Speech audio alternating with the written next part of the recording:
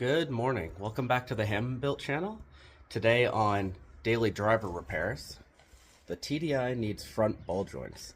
So we're going to do that. It's a very simple repair, nothing that you can't do, but I figured maybe there's some people who don't know how to do them. So we're going to get on to that. We got ourselves a pair of brand new front ball joints. Driver's corner is really bad. I'm sure I could show it with... There's a good amount of play. I don't know if it's visual on here, but it's got a good amount of play. So we're gonna get this up. We've got it jacked up. The wheels are loose and just got to take the nuts out.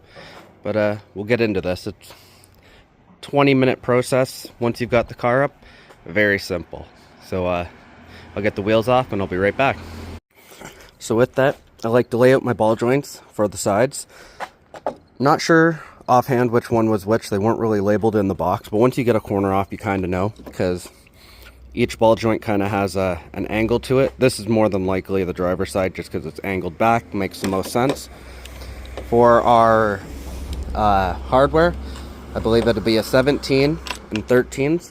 The car is very similar, as long as whoever has changed them hasn't changed them to something much bigger, but more than likely 17 on the ball joint, 13 on the locking nuts, and a pickle fork will definitely help you pop these off.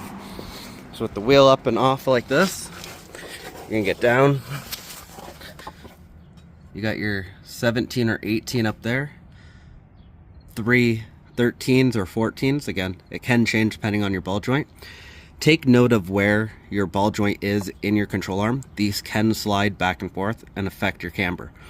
Mine are all the way in, based off my last alignment to get the right camber, but yours could be different. I do suggest an alignment after this because of the fact of when you do this, it changes your camber, which pulls on your tie rod because it's down there, and can change your toe. So it's better to be safe than sorry and tear up your tires, kind of like mine are. So mine are a 19. I do suggest an open box wrench.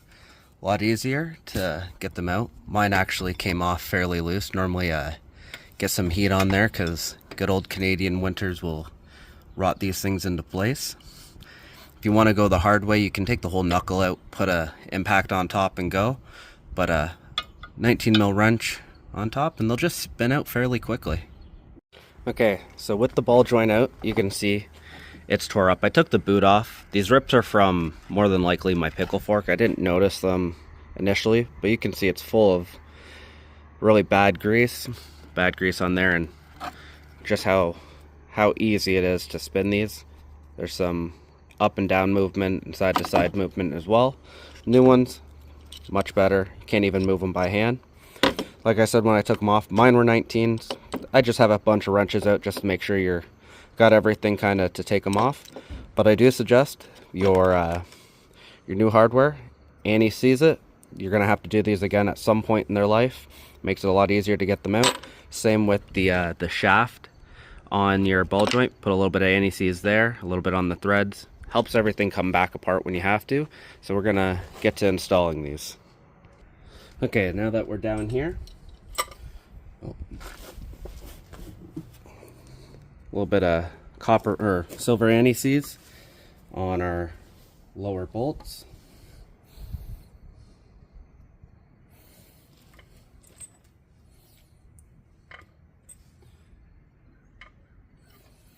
And again, anti-seize these up nice, makes it a lot easier.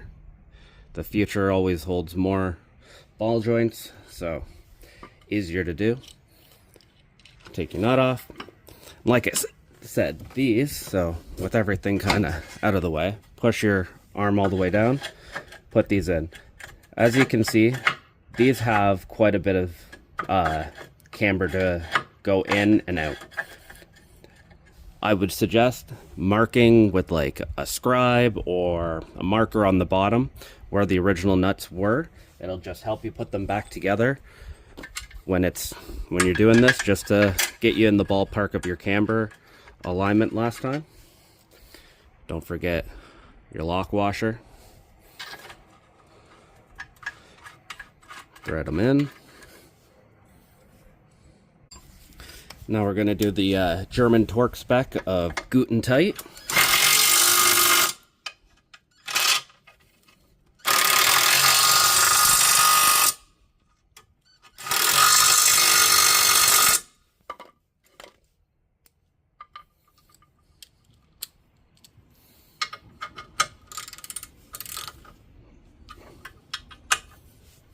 Honestly, I think the torque spec for these are something like 30 foot-pounds or 20 foot-pounds. They're not hugely torqued down, but with it in, push it down, slide your knuckle over, slide your ball joint in place. Let me move you over. Slide your ball joint up in place, which hard to do one-handed, and then put your nut on. It'll be a little bit hard to probably put that locking nut on, just because your ball joint is going to want to spin within the cup. If you have another jack, put it underneath, put pressure up, it'll definitely help. But with that, this side's basically done. Just going to get that nut on there real quick. And there you have it. Brand new ball joint in place. All the slop's gone. Again, the top 19 mil. Again, there's probably a torque spec. I'd have to look it up. I've just gone as tight as you can with it. I mean, you need a crow's foot to properly get it torqued, but as long as it's down nice and tight, it's a locking nut. It should never go anywhere. And same with the bottoms. They're the lock washers. They probably have a torque spec that's really low, so if you can do it by hand with your 3/8 ratchet, you're more than good. But hopefully that helps anybody who has no idea how to do a lower ball joint. I got a few other things in here that's going to have to be dealt with. This was replaced by the last owner, so we're good there. Coilovers are doing very well since putting the new swivel top hats on, which really helped the ride. Up the springs, we got, what are these, 6Ks. We jumped them up from 4Ks that were too light. Definitely need to rebuild the boot or something over here. It is not looking happy. But there's always repairs for the good old daily. But with that, guys, have a good day. Like, comment, and subscribe. Stay tuned for more content. And hopefully next time we'll be back on that E36. Have a good one.